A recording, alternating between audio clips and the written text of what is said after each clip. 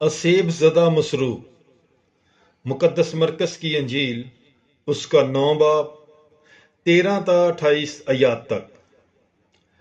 और जब वो शिगिर्दों के पास आया तो उनके गिरदा गिर्द एक बड़े हजूम को और फकीयों को उनसे बहस करते देखा, और फौरन सब लोग यस्सु को देखकर नहायत हैरान हुए और डरे और उसकी तरफ दौड़कर उसे सलाम किया।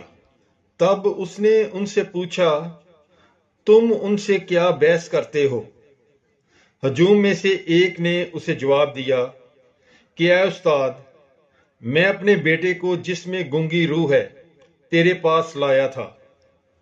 वो जहां उस पर काबू पाती है उसे पटक देती है, और वो कफ भर लाता और दांत पीसता और सूखता जाता है।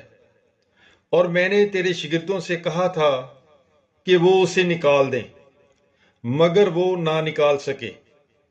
उसने उनके जवाब में कहा, ऐ बेअतकाद पुश्त, मैं कब तक तुम्हारे साथ रहूंगा? मैं कब तक तुम्हारी बर्दाश्त करूंगा? उसे मेरे पास लाओ।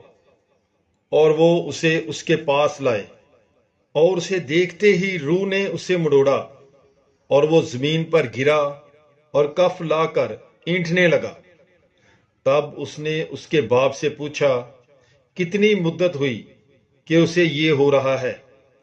वो बोला, लड़कपन ही से, और अक्सर वो उसे आग में डाल देती है और पानी में भी, ताकि उसे हलाक करे। सो अगर तुझसे कुछ हो सके तो हम पर तरस खाकर हमारी मदद कर। पर यस्सु ने उससे कहा कि क्यों, अगर हो सके, मुत्कद के लिए सब कुछ हो सकता है। लड़के के बाप ने फौरन आंसुओं के साथ चलाकर कहा, मैं अतकाद रखता हूं, तू मेरी बेअतकादी की भी मदद कर।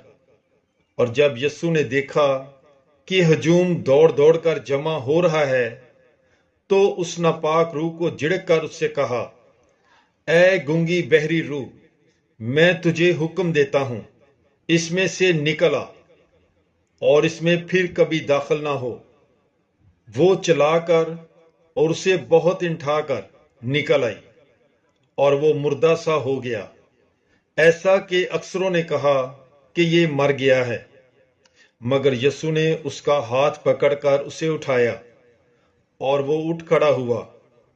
और जब वो घर में आया तो उसके शिगिर्दों ने पशीदगी में उससे पूछा कि हम उसे क्यों ना निकाल सके।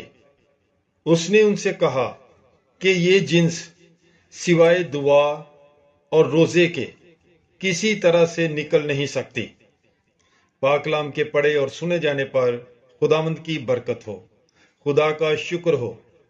God bless you. Bible is life.